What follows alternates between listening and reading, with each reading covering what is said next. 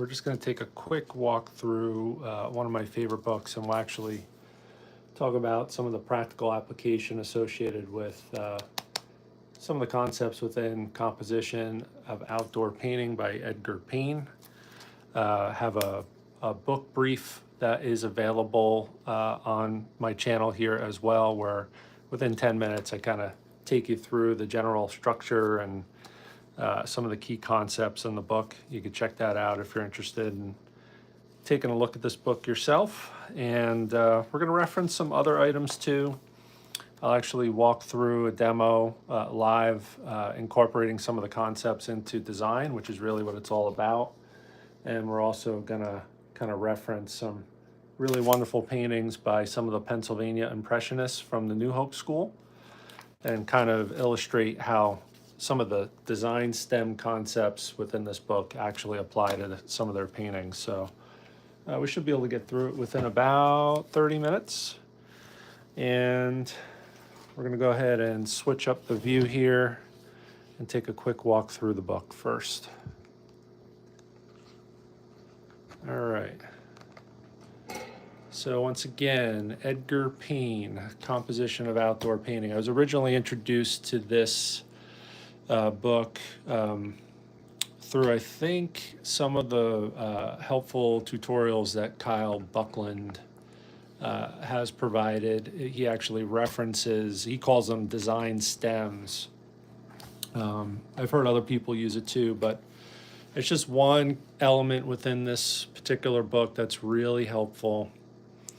And it almost is a way of codifying actual painting designs or compositions. Edgar Payne actually talks about types of compositions and gives examples of some common formats. And you have the steel yard, the balancing scales or the balanced scales, the zero or circular composition, the compound curve or S composition, and there's some examples here with these thumbnail sketches, and there's quite a few more. You have the pyramid or triangle, the cross, radiating line composition structure, the L or rectangular structure. In addition to that, you have the suspended steel yard, you have the three spot, the group mass, and there's a few others. You have the diagonal, you have the tunnel, the silhouette, and the pattern. Now, there's a whole bunch of additional concepts shared throughout this book, but this is what we're going to focus on today. Now, Edgar Payne, he was a West Coast-based painter here in the United States, and right around the turn of the century, this book was actually, I think, initially released in 1941. Edgar, from what I've read about his biography, was really focused on painting. He really wasn't into teaching, although he took some students, I guess, as a way of making ends meet right around the start of the Depression. And anyway, so later on, he wrote this book. He did a great job of codifying some really, interesting design concepts, and it's been really useful to me. And talking about it is really useful to me as well. But sharing this, my hope is that, as folks start thinking about how to tackle painting, particularly outdoor painting, which could be overwhelming, you have access to one additional tool that might help, and I know this has helped me. I consider these design stems or these compositional formats, they're almost like forms in martial arts, or the positions in ballet, if you will, the major positions in ballet. They kind of give you a frame of reference so you can have a better chance of designing a better painting. And they're not meant to be hard, fast rules. At least, once you spend some time mastering them, you can free yourself from them. And actually, one of the key concepts within the book, that Payne references in the conclusion here which harkens back to a whole bunch of other elements within the book, but particularly in reference to the idea of these design stems or compositional formats. He mentions that the main objective in the art of painting, is to disguise, insofar as possible, the use of methods or the influence of principles. This concealment creates, so to speak, a great mystery and attractiveness, unseen and indescribable. So he goes on a little bit more about that, but the idea is, if you learn to master design, you can incorporate some of the ideas that make the painting more compelling and more attractive in a way that seems natural by actually molding together artfully reality, your imagination, and your knowledge of design. So I'm gonna actually put this aside, and I'll reference it a couple times, but I wanted to just show, it was every now and again I'll look at this book. I forget where I picked this up, but it might have been at a discount bookstore. And I've always enjoyed the Pennsylvania Impressionists from the New Hope School. Their style of painting is one of those styles that I know early on, caught my eye and, provoked me to think, wow, how could anybody ever do that? So you have a couple paintings in here where some of these design stems are in use. Here, for example, this Walter Emerson Baum painting from, I guess from 1921, The Creek in Winter. I imagine this was probably painted somewhere in, near Bucks County, Pennsylvania. You can see the little compound curve, or S, incorporated in this painting. And from time to time, you will see elements of a couple of different of these compositional formats working together. In this case, you definitely see that compound curve or S format within this painting here. Now, they all have their strengths. In this particular case, this compositional design does a nice job of drawing the viewer in and around and through the painting. And lots of times, like you see here, there's very subtle efforts to continue that compound curve through the painting, oftentimes without the use of specific lines, but just the other shapes within the painting. And obviously this is beautifully done. Now, I am no expert in this. I'm learning and trying to learn rapidly. But there are some experts out there. There's one teacher that offers a lot of free comment and content and paid content, and he does a great job. His name is Ian Roberts, I believe, and most of his stuff that he makes available on YouTube and elsewhere, mastering composition, he goes well beyond kind of the intermediate or mastery level when it comes to design consideration, so it might be something you want to check out. But here's another example of an interesting composition. Yeah, I would say in this case there's probably more than one design type or compositional design type at play. I would say the dominant theme that I sense here is the diagonal. That's just what is most obvious to me. You see a strong diagonal, but you could also make the argument for radiating lines, and in addition to that, the compound S, a little bit more subtly injected, or compound curve, more subtly injected by use of some of the shapes. In any event, it does a good job of drawing your eye into the painting, expressing that there's a big world that we're just capturing a small segment of, but it draws you in, gives you a sense of depth, and kind of calls you to look at the painting and explore it in a little bit more detail.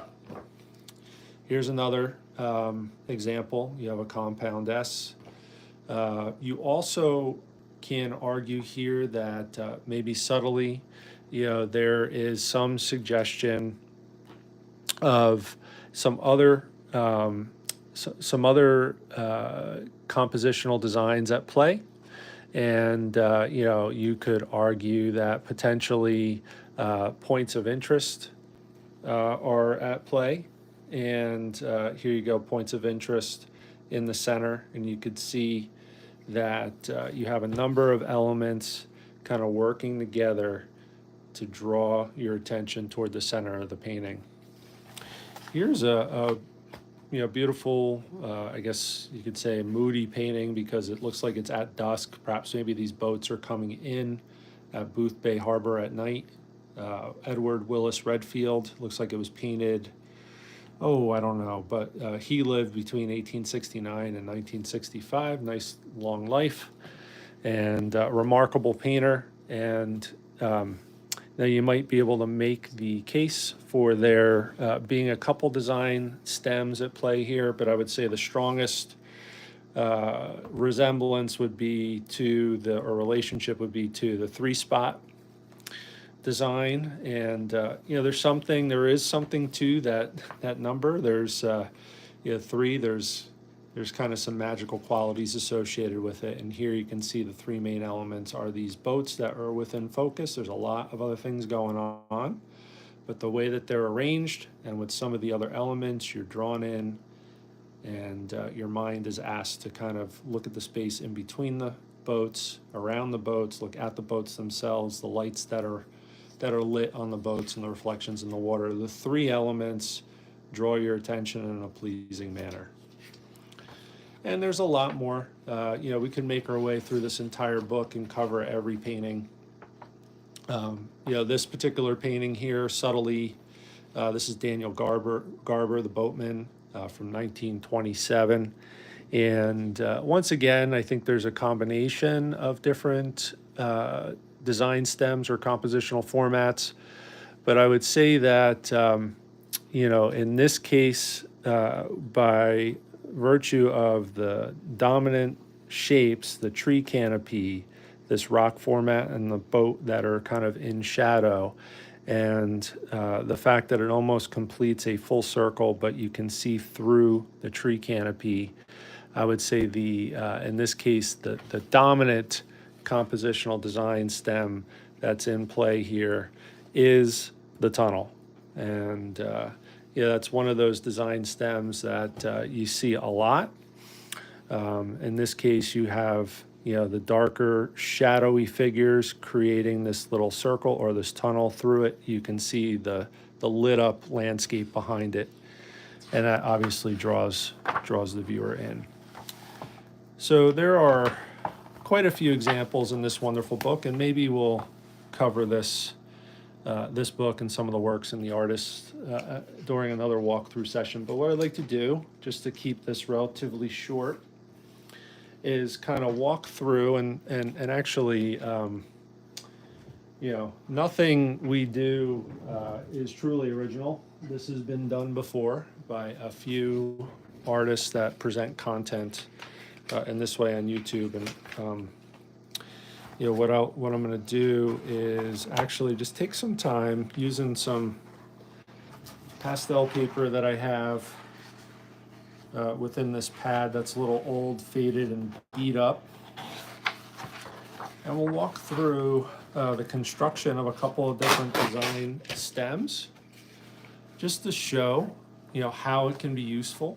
And where this is most useful, it's useful in every painting because you have a point of reference to consider when you're thinking about what to include and exclude from paintings and how to arrange different elements within the painting.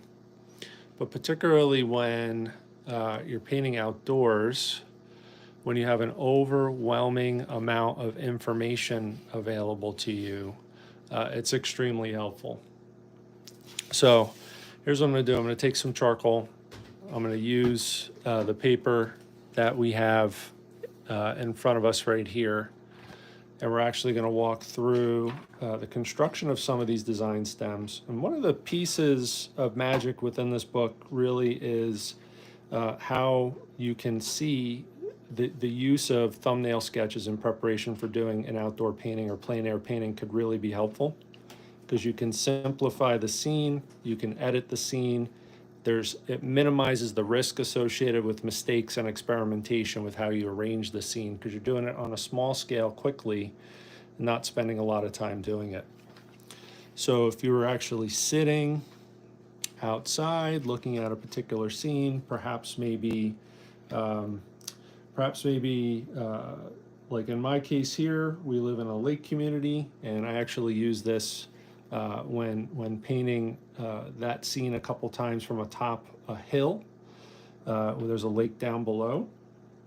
And what forms as a result of the arrangement of the elements is the O, or circle composition. And I would draw it out like so. So let's see, I'll do maybe 3 or 4 drawings, but in a case like this where you had, let's say, a landscape format type canvas or panel, and you had a scene like that, you can quickly, draw, simple lines in a thumbnail sketch indicating the shoreline. Perhaps maybe there's a little bend and a little point that comes out, and perhaps maybe, it kind of fades off into the distance. And again, we're up on a hilltop, so we're seeing more of the lake than we normally would if we were down on plane at water level. And perhaps maybe, there's a small hill in the intermediate distance, and perhaps maybe a larger hill further off in the distance. Perhaps maybe it bows back up, and perhaps maybe even further off in the distance there's some additional hills. And you might selectively start shading.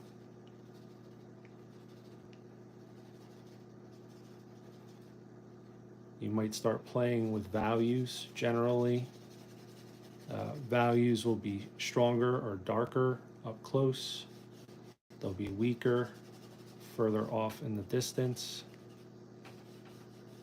So these hills in the distant background will be much less saturated. Perhaps you have a tree line that you could roughly indicate, and then perhaps you have reflections in the water that will look something like this. So there would be an example of an O or circular type composition, and you could use any shapes within that particular painting to devise the composition. And it also gives you the opportunity to say, hey, you know what, maybe there's an opportunity here to enhance this further and create more balance and harmony in this painting. Perhaps maybe even if you don't see it, maybe it's a gray day with a monochromatic sky that has an even kind of cloud cover, but you want to make it a little bit more interesting. Since the current composition is weighted a little bit heavier, I would say, to the right. Perhaps maybe you could use your imagination and bring other elements like clouds into your image here, right? Cloud shapes. You don't necessarily need to always paint exactly what it is that you see. You could use your imagination. I was a little too heavy-handed there, so what I'm going to do is use a paper towel to thin that out a little bit, and maybe even an eraser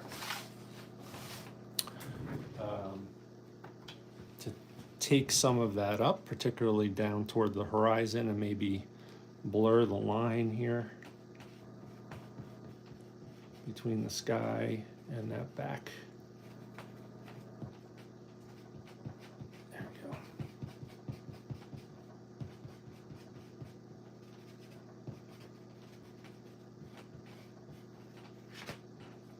There you go. So once again, just a rough representation of some of the things that you can do. In this case, what we did in some sense is maybe combine two formats. You have a little bit of a subtle compound curve along with the circle now mixed in there as well. Now, in other instances, you might see opportunities that present themselves to you where you have a scene with perhaps maybe you see a scene where you have a plain, an open field with trees, and you could arrange this in a number of different ways. You could have a low horizon line, which sometimes is kind of nice.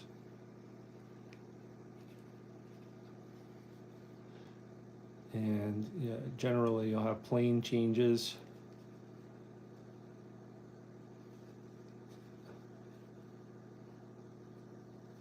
That will occur.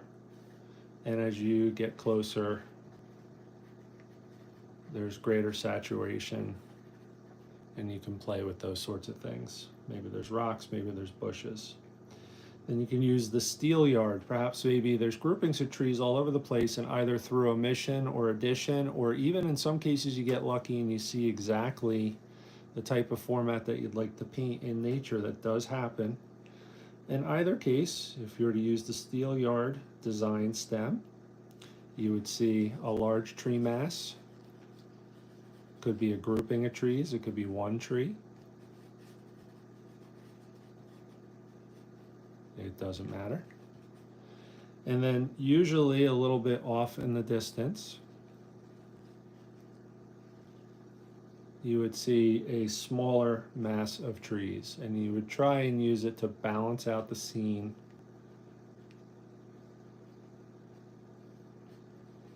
Like so. And you might include, as mentioned a couple of times, additional design elements. Perhaps maybe there's opportunity to work in a path which creates a suggestion of a compound S, and it doesn't need to be obvious. It could be very subtle, just by virtue of other shapes that you might put in to your design. Okay, so that could be an example of the steel yard.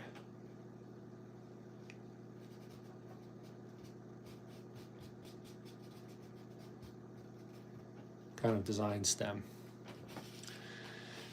And there's more. They're really simple and easy to implement once you have a sense for how they work, and once you've studied them and maybe tried to search for them in the landscape. And that's one of the things that I find myself doing every time I reference this book, and I've read it thoroughly twice, and I've leafed through it rather quickly, probably about a half a dozen times.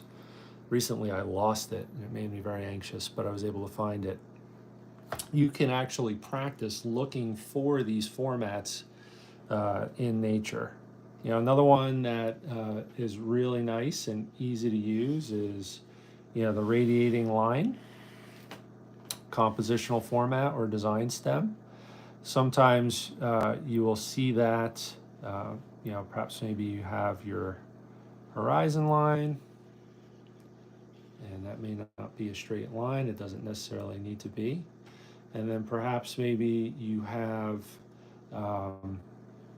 body of water or a pathway that's off in the distance, and you can use perspective however you see fit here. And then perhaps maybe you'll see this in the cloud formations where they actually help enhance the radiating line design stem. It might not be there. You might create it on your own. But you can see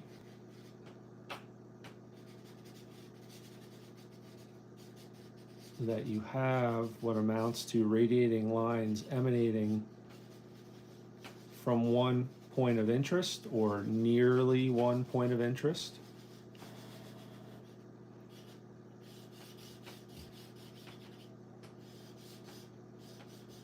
And much like the compound curve, it does a nice job of drawing your attention into the painting and creating that feeling of depth.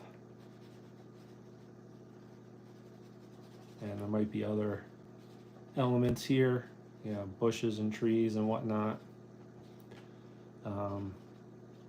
But in general, you see these subtle lines, sometimes not so subtle, which will help draw your attention in through that radiating line design stem.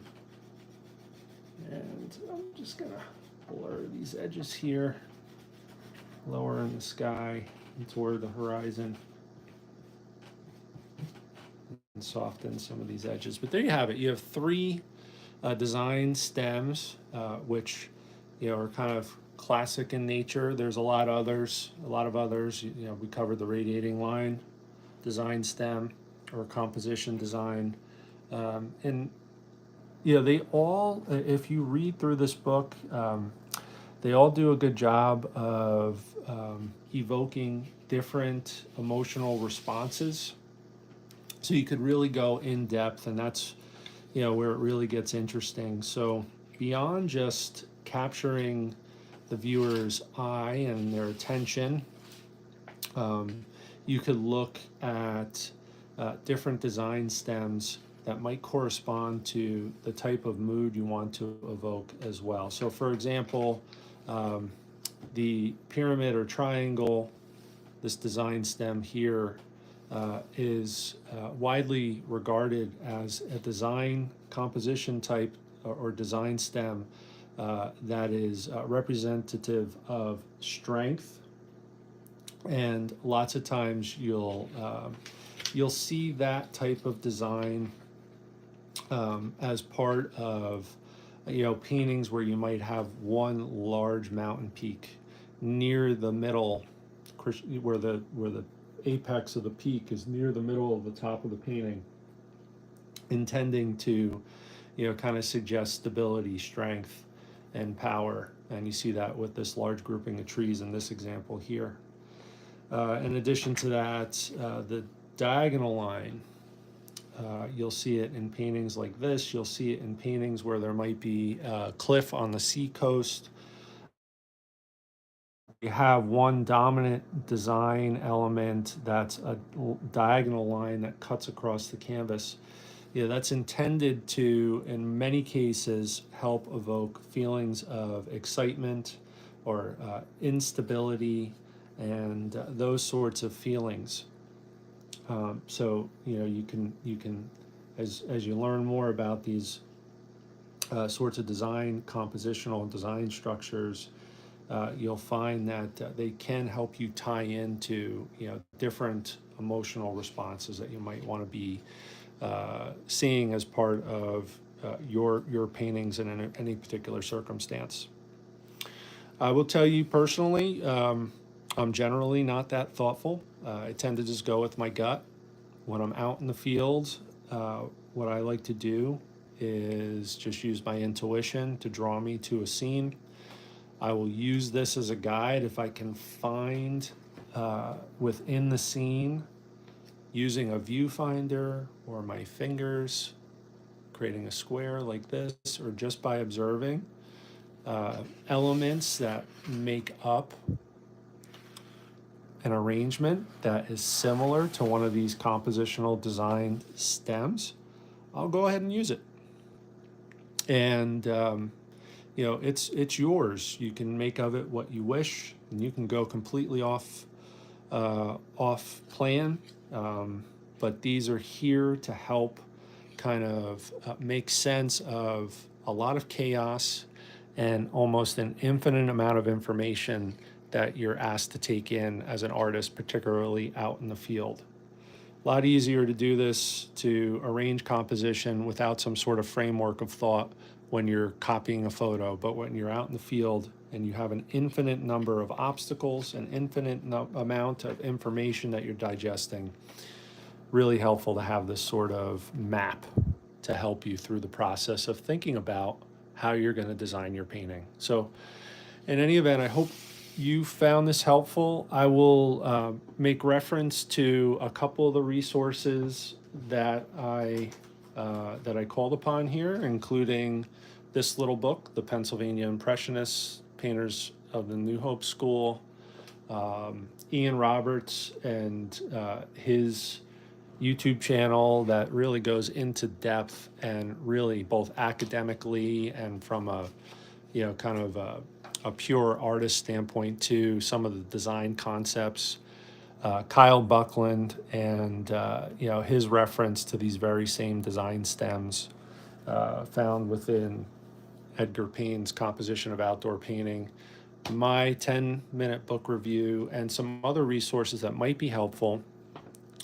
And we'll keep doing this. I know that generally speaking, initially there's a smaller audience for a lot of these walkthroughs, and that's fine.